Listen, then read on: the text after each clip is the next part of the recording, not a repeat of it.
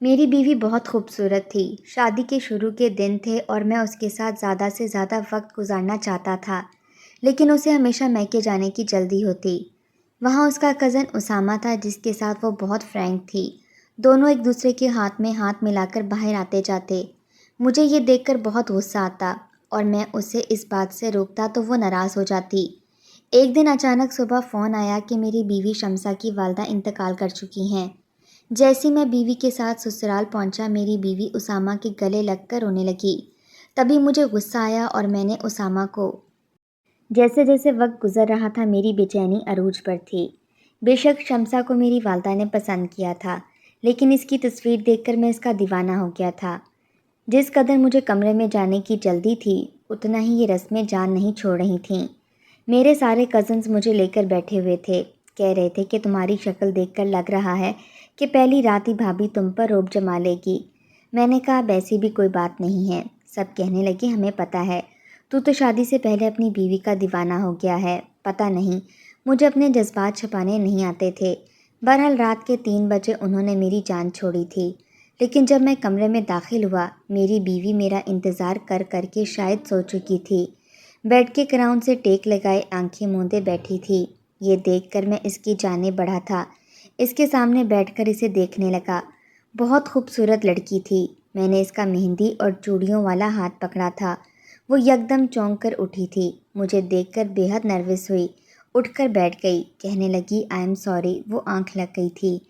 میں نے کہا کوئی بات نہیں، تم سوئی ہوئی بھی بہت حسین لگ رہی تھی۔ میری تعریف پر وہ جھیپ سی گئی۔ اصل میں میری بیوی سرخ و سفید رنگ کی مالک تھی، بے تحاشا خوبصورت تھی، بال بھی اس کے لمبے گھنے تھے، لیکن میں دیکھنے میں مناسب شکل و صورت کا مالک تھا۔ میری رنگت بھی سانولی تھی۔ صبح جب میری آنکھ کھلی تو وہ میرے پہلو میں لیٹی ہوئی تھی۔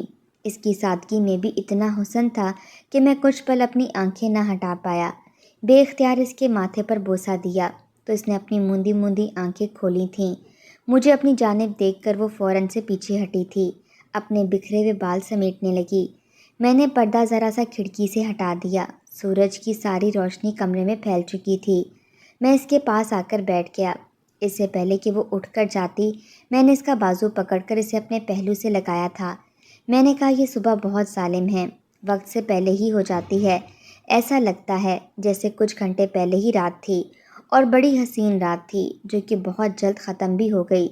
وہ مجھ سے کچھ پیچھے ہٹی تھی، کہنے لگی آپ کے ابا نے مجھے رات کو ہی کہہ دیا تھا کہ صبح صبح ہی کمرے سے باہر آ جانا۔ میں نے گہری سانس بھری تھی۔ وہ میرے پاس سے اٹھ کر الماری کے پاس چلی گئی، اپنا ایک خوبصورت سا لباس نکالا اور نہانے چلی گئی۔ میں بھی اٹھ کر بیٹھ گیا تھا۔ ہمارے گھر میں اب بھی وہی رواج تھا کہ دولہا دلہن صبح سویرے ہی کمرے سے باہر آ کر مہمانوں کے ساتھ بیٹھ جائیں۔ شادی کے شروع کے دن تھے۔ میرا دل صرف اپنی بیوی کی سنگت کا خواہش مند تھا۔ ولیمے کے دن میرا دماغ گھوم گیا تھا جب میری ساس نے رسم کے طور پر یہ کہا کہ ولیمے کی رات بیٹی ہمارے ساتھ جائے گی اور اگلے 2 دن میکے میں رہے گی، تیسرے دن ہی آپ لوگ اسے لے کر جانا۔ یہ سننا تھا کہ میں نے شمسہ کو دیکھا تھا، وہ فوراً سے نظریں جھکا گئی۔ موقع کچھ ایسا تھا کہ میں کہہ نہیں سکتا تھا کہ بھلا یہ کون سی رسم ہوئی۔ میں نے اپنی بیوی کو ٹھیک سے دیکھا بھی نہیں تھا۔ ابھی تو میں نے دل کے پورے ارمان بھی نہیں نکالے تھے کہ میری ساس اپنی بیٹی کو میکے لے جانے کی بات کر رہی تھی، لیکن بہرحال میرے والدین نے بھی کوئی اعتراض نہیں کیا، اس لیے میں بھی چپ ہو گیا۔ یہ میں جانتا ہوں کہ میں نے یہ 3 دن کیسے کاٹے تھے۔ چوتھے دن جب بیوی کو لینے کے لیے جانے لگا تو اماں کہنے لگی میرے تو سر میں بہت درد ہے اور شادی کا کھانا کھا کر تمہارے ابا کی طبیعت بھی سست ہو گئی ہے۔ ایسا کرو بہو کو تم اکیلے ہی لے آؤ، تمہاری ساری بہنیں اپنے اپنے گھروں میں جا چکی ہیں اور کسی کے پاس اتنی فرصت نہیں ہے۔ میں اکیلا ہی شمسہ کو لینے کے لیے اپنے سسرال گیا تھا۔ شمسہ اور اس کے باقی کے چچا ایک ہی گھر میں رہتے تھے۔ گھر بہت بڑا تھا، سب کے الگ الگ پورشن تھے، لیکن سب کزنز میں آپس میں بڑی بے تکلفی سی تھی۔ کھانا کھانے کے دوران اس کے چاچا اور کزن بھی آ کر بیٹھ گئے، مجھ سے باتیں کرنے لگے۔ شمسہ بالکل میرے سامنے بیٹھی تھی اور اس کے ساتھ اس کی دوسری کزنیں بیٹھ کر کھانا کھا رہی تھیں۔ اس کی بائیں جانب ایک کرسی خالی تھی۔ جب ایک خوش شکل نوجوان آ کر بڑی بے تکلفی سے شمسہ کے برابر میں بیٹھ گیا، میرے دل کو ایک دھچکا سا لگا تھا، لیکن پھر میں نے کہا مجھے ایسا نہیں سوچنا چاہیے۔ لیکن مجھے حیرت کا دوسرا جھٹکا اس وقت لگا جب اس نے شمسا کے ہاتھ سے روٹی پکڑی اور اسی کی پلیٹ میں کھانا کھانے لگا۔ یہ دیکھ کر مجھے بہت برا لگا تھا۔ بھلا وہ کون ہوتا ہے شمسا کے ساتھ ایک پلیٹ میں کھانا کھانے والا؟ جب اس نے میری طرف دیکھا اور مجھے خود کو گھورتے ہوئے پایا تو کہنے لگا، دھولا بھائی، ہم دونوں میں چلتا ہے۔ میں نے ہمیشہ شمسا کے ساتھ ہی کھانا کھایا ہے۔ بے شک ہم لوگ کزن ہیں، لیکن بہت بے تکلف ہیں۔ آپ یہ سمجھ لیں کہ میں شمسا کی سہیلی ہوں۔ اس کی کوئی بھی بات مجھ سے چھپی ہوئی نہیں ہے۔ میں نے کوئی جواب نہیں دیا تھا، لیکن میرے چہرے پر سنجیدگی سی اود آئی تھی۔ شمسا اس کے ساتھ ہنس ہنس کر باتیں کر رہی تھی۔ دونوں کو دیکھ کر لگتا تھا جیسے چاند سورج کی جوڑی ہے۔ انہیں ایک ساتھ دیکھ کر میرے دل آگ کی بھٹی کی طرح سے جل رہا تھا۔ میں نے کھانا بھی ٹھیک سے نہیں کھایا، حالانکہ میرا ارادہ تھا کہ میں کھانا کھانے کے بعد کچھ دیر سب میں بیٹھوں گا، باتیں کروں گا، لیکن ان دونوں کو اپنے سامنے ہنستے اور کانوں میں گھس گھس کر کے باتیں کرتا دیکھ کر میں وہاں پر بالکل بھی نہیں رکا۔ کھانا کھانے کے فوراً بعد میں نے ہاتھ میں پہنی ہوئی گھڑی کو دیکھا۔ میں نے کہا، بہت دیر ہو گئی ہے، شمسا جلدی چلو۔ یہ سن کر اس نوجوان جس کا نام اسامہ تھا کہنے لگا، انور بھائی، اتنی بھی جلدی کس بات کی ہے آپ کو؟ ارے آرام سے بیٹھتے ہیں، گپ شپ کرتے ہیں۔ میں نے کہا، نہیں، میں لیٹ ہو گیا ہوں، مجھے گھر جانا ہے۔ سب نے ہی مجھے رکنے کے لیے اصرار کیا تھا، لیکن میں نہیں رکا، اس لیے شمسا کو بھی آنا پڑا۔ میں نے غور کیا کہ پورے راستے وہ منہ پھلائے بیٹھی رہی، مجھ سے ایک بات بھی نہیں کی تھی، بس کھڑکی سے باہر دیکھتی رہی۔ میں نے بھی پرواہ نہیں کی۔ گھر آ کر جب میں کمرے میں آیا تو کہنے لگی، آپ کو میری فیملی کے ساتھ تھوڑا سا وقت گزارنا چاہیے تھا، سب لوگ کتنا اصرار کر رہے تھے۔ اسامہ نے بھی آپ کو کتنی بار روکنے کی کوشش کی، لیکن آپ… میں اس کے پاس آ گیا۔ میں نے کہا، مجھے تمہارا یہ کزن اسامہ بالکل بھی اچھا نہیں لگا۔ یہ سن کر اس نے مجھے حیرت سے دیکھا تھا۔ کہنے لگی، آپ کو اچھا نہیں لگا؟ وہ تو بہت خوش مزاج قسم کا لڑکا ہے، جو بھی سے باتیں کرتا ہے اس کا گرویدہ ہو جاتا ہے۔ میں نے کہا، لیکن مجھے اچھا نہیں لگا۔ آئندہ تم اپنے میکے جاؤ تو اس سے ذرا فاصلے پر رہنا۔ یہ کہہ کر میں نے اپنی گھڑی اتاری اور ڈریسنگ ٹیبل پر رکھ دی، اپنا تولیہ پکڑا اور نہانے کے لیے چلا گیا۔ وہ مجھے بس حیرت سے دیکھ رہی تھی۔ جب تک میں واش روم سے باہر آیا وہ اپنی ساری جیولری اتار چکی تھی، اپنے بالوں میں برش کر رہی تھی۔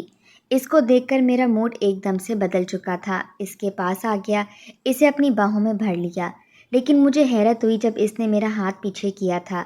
کہنے لگی، مجھے تنگ مت کریں، میں سونا چاہتی ہوں۔ میں نے کہا کہ میرا موڈ خراب مت کرو، تمہیں پتہ ہے 3 دن میں نے تمہارے بغیر کیسے کاٹے ہیں۔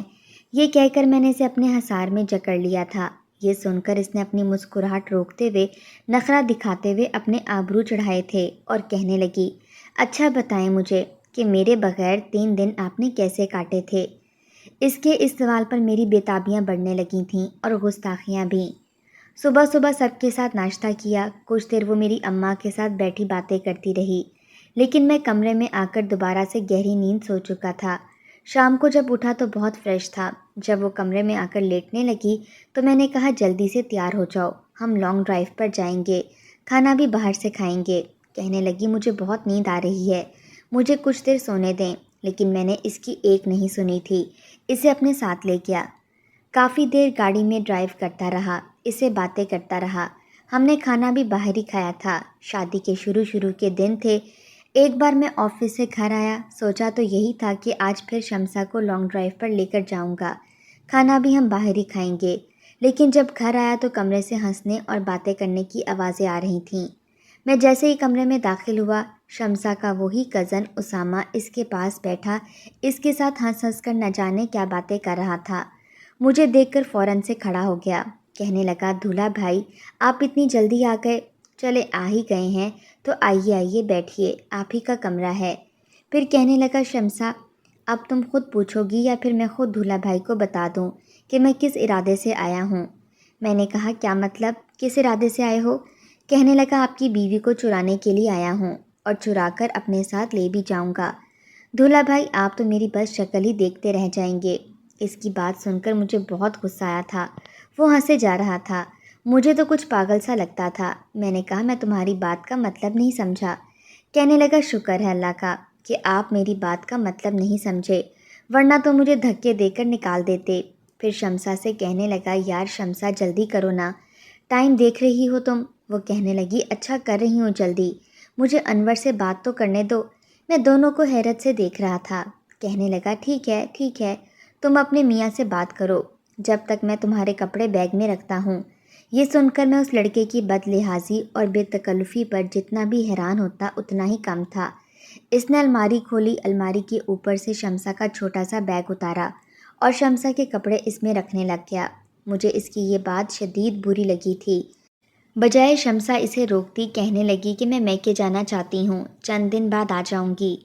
اس کے کزن کے سامنے میں بھلا اسے کیا کہہ سکتا تھا؟ میں نے کہا کہ ابھی نہیں، پھر کبھی چلی جانا۔ اس سے پہلے کہ شمسا کچھ کہتی، اسامہ بول پڑا۔ کہنے لگا نہیں، ایسا کوئی چکر نہیں ہے، میں اسے لینے آیا ہوں تو اسے آج لے کر ہی جاؤں گا، فارغ تھوڑی ہوں، اپنے سارے کام چھوڑ کر اس محترمہ کو لینے آیا ہوں اور اس کو لیے بنا نہیں جاؤں گا۔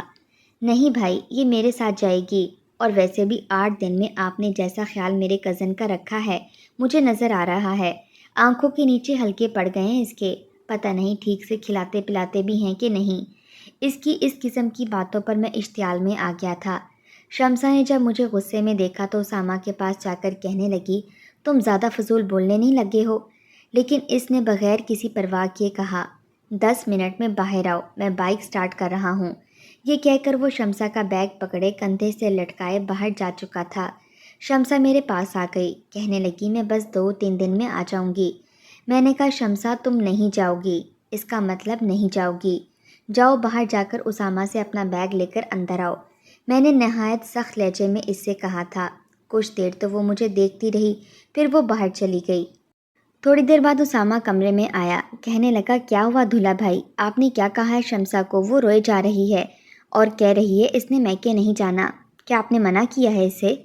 میں نے کہا کہ یہ میرا اور میری بیوی کا معاملہ ہے، میں اسے خود اس کے میکے چھوڑ جاؤں گا، تم کون ہوتے ہو اس کو لے کر جانے والے؟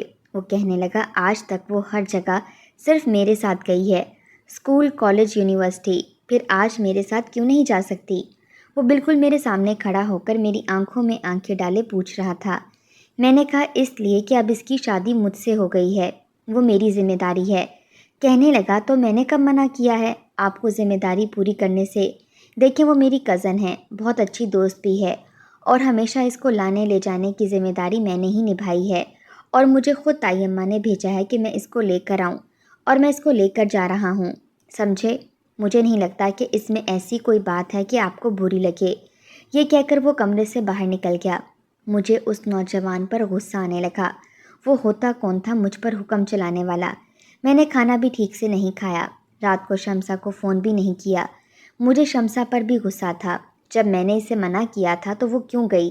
میری بات کی کیا کوئی اہمیت نہیں تھی اس کی نظر میں؟ رات کو شمسا کے میسج آتے رہے، کہنے لگی کہ میری اماں کی طبیعت ٹھیک نہیں تھی، اسامہ نے گھر آ کر مجھے یہ بات بتائی، کہنے لگی کہ مجھے 8 دن لگ جائیں گے۔ میں نے اس کی کسی بھی میسج کا کوئی جواب نہیں دیا۔ 2 دن گزر گئے تھے، مجھے اپنا کمرہ کاٹ کھانے کو دوڑ رہا تھا۔ 2 دن بعد میں نے سوچا کہ مجھے غصہ نہیں کرنا چاہیے، آخر اس کی والدہ کی طبیعت ٹھیک نہیں ہے۔ تیسرے دن میں نے سوچا کہ آفس سے آتے ہوئے مجھے اس کی والدہ کی خیریت پوچھنی چاہیے۔ میں اپنے سسرال چلا گیا۔ شمسا کی والدہ کی طبیعت واقعی ٹھیک نہیں تھی۔ میں نے ان کی خیریت پوچھی تو کہنے لگیں بس بخار تھا، اس لیے دل اداس ہوا تو میں نے اسامہ کو بھیج دیا۔ میں نے کہا شمسا کہاں ہے؟ کہنے لگیں پتہ نہیں، اسامہ کے ساتھ ہی کہیں گئی ہے، ابھی آ جائے گی۔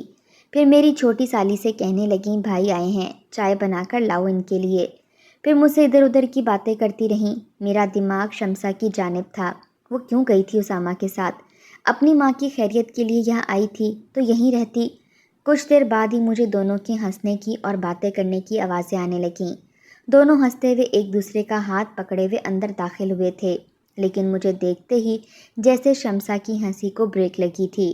پھر مسکراتے ہوئے اس نے اسامہ سے اپنا ہاتھ چھڑایا اور میرے پاس آ گئی، کہنے لگی آپ یہاں پر؟ میں نے کہا تمہاری والدہ کی خیریت پوچھنے آیا تھا۔ اسامہ میری ساس کے پاس بیٹھ کر ان کے گلے میں بازو ڈال کر ان کے کندھے پر سر رکھ چکا تھا، کہنے لگا تائی اماں آپ کی بیٹی بہت تنگ کرتی ہے مجھے، گول گپے کھانے کے لیے اس نے مجھے پورے کراچی کی خاک چھاننے پر مجبور کر دیا۔ کیا ہو گیا اگر اس نے تم سے فرمائش کر لی؟ میکے آئی ہے تو تمہیں چاہیے کہ اس کو پوچھو، اس کا خیال رکھو۔ کہنے لگا اس کی خاطر تو میں جان بھی دے سکتا ہوں، तभी तो लेकर गया हूँ इसे। 4 जगह से खाना खिलाया है आपकी बेटी को, फिर जाकर एक जगह पसंद आई है इसे। शम्सा कहने लगी, माँ झूठ बोल रहा है, बस सिर्फ 2 जगह लेकर गया था और एक जगह के तो बहुत ही गंदे थे, मुझसे खाए भी नहीं गए। अलबत्ता दूसरी जगह के अच्छे थे, वो मैंने 2 प्लेटें खाई थीं। ये सुनकर मेरी सास मुस्कुराने लगी, कहने लगी, बहुत अच्छी बात है कि तुम खुश हो गई। हालांकि चंद दिन पहले मैंने भी शम्सा से यही कहा था कि चलो हम बाहर चलते हैं, लॉन्ग ड्राइव पर चलते हैं, तुम्हें बहुत मज़े के गोलगप्पे भी खिलाऊंगा, लेकिन इसने मना कर दिया। कहने लगी, बहुत थकी हुई हूँ, बस सोना चाहती हूँ, खुदा के लिए मुझे बस सोने दिया करें, आप मुझे बहुत तंग करते हैं। पता नहीं मेरी इतनी मोहब्बत के बावजूद भी इसे मुझसे बस शिकायतें ही रहती थीं। और यहाँ इस लोफर के साथ बाइक पर बैठकर गोलगप्पे खाने गई थी। ताई के साथ यूं गले लगा हुआ है जैसे कि पता नहीं क्या हो। हालांकि शम्सा के और भी कज़न्स थे, सगे भाई भी थे। मैंने सबके अंदर एक लिहाज और मुरव्वत देखी थी। किसी को भी शम्सा के साथ इस तरह से फ्री होते हुए नहीं देखा था जैसा कि ये उसामा होता था।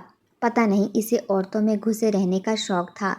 बहरहाल मैं गया तो सिर्फ अपनी सास को मिलने के लिए था, लेकिन शम्सा को अपने साथ लेकर आया था। मैंने घर में आते ही इसे साफ कह दिया था कि आज के बाद वो मुझे उसामा के साथ नज़र न आए। मेरी बात सुनकर कहने लगी, आप कैसी बातें करते हैं? मैंने कहा, जब मैंने तुम्हें कहा था कि मैं तुम्हें ले जाता हूँ गोलगप्पे खिलाने के लिए, तब तो तुम्हें बड़े एतराज़ थे, और उस छिछोरे लड़के के साथ जाते हुए तुम्हें कोई एतराज़ नहीं हुआ, कुछ भी बुरा नहीं लगा। देखो शम्सा, मैं शक्की मिजाज किस्म का हरगिज़ नहीं, लेकिन मुझे इस लड़के के तौर तरीके बिल्कुल पसंद नहीं हैं। चिपक कर साथ बैठता है तुम्हारे, लगता क्या है वो तुम्हारा जो तुम्हारे साथ यूं चिपकता है। कहने लगी, आप इतनी छोटी सोच के मालिक हैं। मैंने कहा, मैं हूँ इतनी छोटी सोच का मालिक? तुम्हें सारी बुराइयाँ मुझ में ही नज़र आती हैं।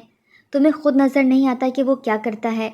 मुंह उठा के घर आ जाता है, आकर तुम्हारे कमरे में तुम्हारे साथ दरवाज़ा बंद करके बैठ जाता है। भला ये कौन सा तरीका है अपनी कज़न के ससुराल में जाने का? आता है तो ड्राइंग रूम में बैठे, सबके सामने बैठे, सबके सामने तुमसे बातें करे। कहने लगी, अगर वो अकेला कमरे में आ जाता है तो आप इसका क्या मतलब समझते हैं? क्या मैं बुरी हूँ? मैंने कहा, तुम अच्छी तरह जानती हो कि इसका क्या मतलब है और क्या नहीं। मुझे वो लड़का एक आंख नहीं अच्छा लगता, मुझे वो यहाँ नज़र भी ना आए। और अगर तुम्हारे मैके जाने का मतलब उसामा के साथ कराची की सड़कें नापना है तो तुम भी मैके नहीं जाओगी। मेरी बात सुनकर इसकी आंखों से आंसू बहने लगे। कहने लगी, मुझे बहुत अफसोस है कि मैंने आप जैसे शख्स से शादी की। शायद मैं कुछ ज़्यादा ही गुस्से में आ गया था, पता नहीं इसे मुझ में ही खामियां क्यों नज़र आती थीं। मैंने कहा, कर ली शादी, लग गया पता कि मैं कैसा हूँ। अब मेरे मुताबिक चलो, समझी? वरना तुम नहीं जानती मैं किस कदर बुरा इंसान हूँ और तुम्हारे साथ क्या कुछ कर सकता हूँ। मेरी बात सुनकर वो चुप सी हो गई थी। रात को खाना मैं बाज़ार से ही ले आया था क्योंकि इसने कुछ नहीं बनाया था। मैंने अपनी वालदा से कहा कि आप खाना लगा दें। वो कहने लगी, क्या कोई बात हुई है शम्सा से? जब से घर आई है चुप चुप सी है, ना मुझसे बात कर रही है और ना ही अपने कमरे से बाहर निकल रही है। अगर इसकी वालदा की तबीयत ज़्यादा ख़राब थी तो तुम्हें चाहिए था कि इसे वापस ना लेकर आते। मैंने कहा, अम्मा इसके सर में दर्द है और कोई बात नहीं, आप खाना लगाएं, मैं इसको लेकर आता हूँ। मैं कमरे में गया, वो मुंह फुलाए बैठी थी, बार बार अपने आंसू साफ कर रही थी। मैंने कहा, ये क्या तमाशा बना रखा है तुमने? किस बात का शोक मना रही हो तुम? चलो उठकर खाना खाओ। कहने लगी, मुझे नहीं खाना, प्लीज़ आप जाएं यहाँ से। मुझे इस पर गुस्सा आने लगा। बजाय मेरी बात समझने के वो नखरे दिखा रही थी। मैंने इसका बाजू पकड़ा तो इसने फ़ौरन से झटक दिया। कहने लगी, डोंट टच मी, हाथ भी मत लगाइएगा मुझे। मैंने दोनों हाथ से इसे पकड़ा और बुरी तरह से झंझोड़ कर रख दिया। मैंने कहा, लो लगा लिया तुम्हें हाथ, क्या कर लोगी तुम?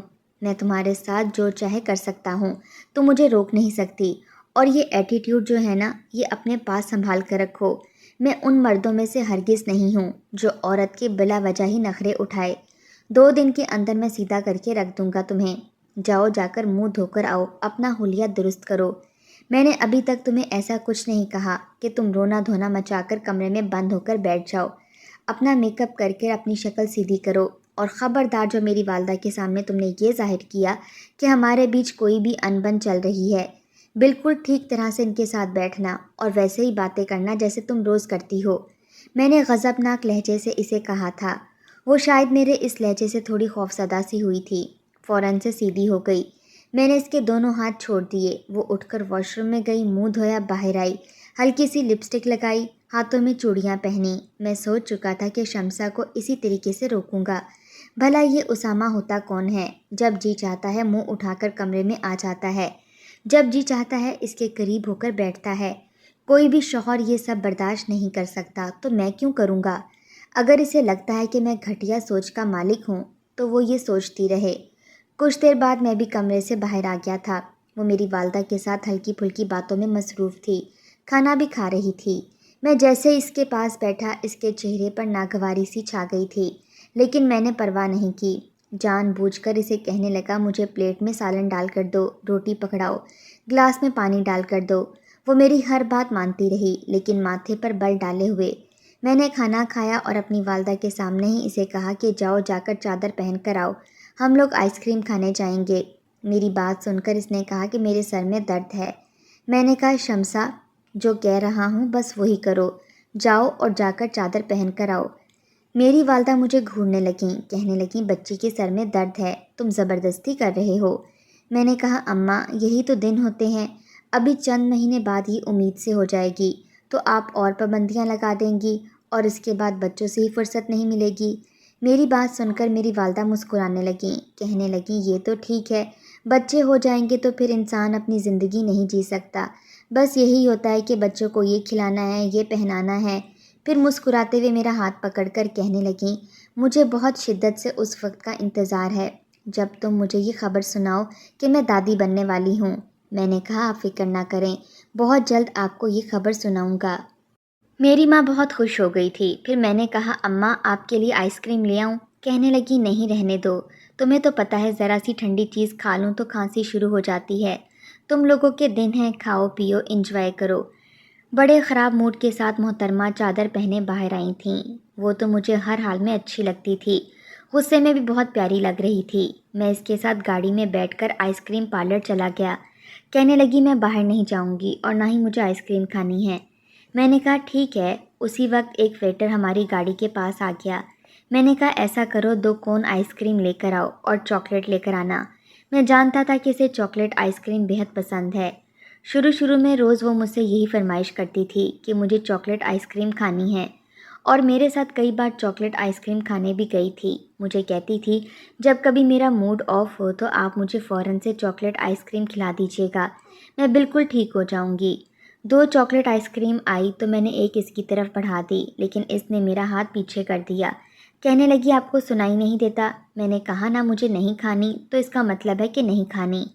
میں نے ہی صلح جوئی میں پہل کی تھی۔ میں نے کہا، اچھا نا یار، جانے دو، آئس کریم کھاؤ، مجھے پتہ ہے تمہیں چاکلیٹ آئس کریم بہت پسند ہے، بات کو یہیں ختم کرو تو بہتر ہے۔ میں نے آئس کریم اس کی طرف بڑھاتے ہوئے بڑی لگاوٹ سے کہا تھا۔ میں نہیں چاہتا تھا کہ اس کا موڈ مزید خراب رہے اور وہ میری رات برباد کرے۔ اس نے میرے ہاتھ سے آئس کریم کون پکڑی اور کھڑکی سے باہر پھینک دی۔ کہنے لگی، ہو گئی بات ختم؟ آپ کے نزدیک سب کچھ بہت معمولی سا ہے نا؟ آپ جب چاہیں، جو چاہیں، جس کے بارے میں جو چاہیں کہہ دیں۔ اس کے بعد یہ بھی برداشت نہ کریں کہ سامنے والے کا رویہ آپ کے ساتھ کیسا ہے اور کیسا نہیں۔ آپ کو سامنے والا بھی بالکل آپ کے مزاج کے حساب سے چاہیے، چاہے اس کا دل ہو یا نہ ہو۔ میں آپ کی مرضی پر ہنس نہیں سکتی اور نہ ہی آپ کی مرضی پر رو سکتی ہوں، کیونکہ جیتی جاگتی انسان ہوں۔ آپ کے کہنے پر اپنا منہ بند ہی کروں گی۔ مجھے جس قدر اس پر غصہ آیا تھا میں بتا نہیں سکتا تھا۔ میں نے آئس کریم والے کو پیسے دیے، اپنی آئس کریم اسے پکڑا دی۔ میں نے کہا، یہ تم کھا لینا۔ یہ کہہ کر میں رف ڈرائیونگ کرتے ہوئے گھر پہنچا تھا۔ جیسے ہی گاڑی پورچ میں کھڑی کی، میں نے دروازہ بڑی زور سے مارا تھا۔ شمسا کی گاڑی سے اترنے کا بھی انتظار نہیں کیا تھا، فوراً سے میں اپنے کمرے میں آ گیا۔ کچھ دیر بعد ہی وہ کمرے میں آئی تھی۔ شکر ہے کہ اماں سو چکی تھیں۔ وہ کمرے میں آئی، میں نے کہا، دروازہ بند کرو اور لائٹ بھی آف کر دو۔ اس نے دروازہ بند کیا، لائٹ بند کی۔ تھوڑی دیر بعد وہ لیٹ گئی۔ میں اس کے قریب آ گیا۔ کہنے لگی، انور، میرا موڈ نہیں ہے۔ میں نے کہا، شٹ اپ، میں تمہارے موڈ کا محتاج نہیں ہوں، میں صرف یہ دیکھوں گا کہ میرا کس چیز کا موڈ ہے، اس لیے آج کے بعد مجھے روکنا مت۔ وہ پہلی رات تھی جب میں نے اپنے جنون کی شدت اسے دکھائی تھی۔ شادی سے اب تک میں نے بڑی نرمی کا معاملہ ہی رکھا تھا، لیکن آج نہیں، کیونکہ آج مجھے اس پر بے تحاشا غصہ آ رہا تھا۔ لیکن میں نہیں جانتا تھا کہ جو کچھ آگے ہونے والا ہے وہ ناقابل برداشت حقیقت ہوگی۔ اگلے ہی روز میری والدہ نے کمرے کا دروازہ کھٹکھٹایا تھا۔ میں نے جیسے ہی دروازہ کھولا تو میری والدہ رو رہی تھیں۔ میں نے کہا اماں آپ کو کیا ہوا؟ کہنے لگیں تم دونوں کے فون سائلنٹ پر پڑے ہیں۔ شمسا کے گھر سے اتنی کالز آ رہی تھیں۔ یہ سن کر شمسا بھی اٹھ کر بیٹھ گئی۔ میں نے کہا پتہ نہیں اماں، میرا البتہ فون سائلنٹ پر ہی تھا۔ وہ شمسا کے پاس آ گئیں، کہنے لگیں بیٹا جو خبر میں تمہیں سنانے والی ہوں بڑے صبر اور تحمل سے سننا۔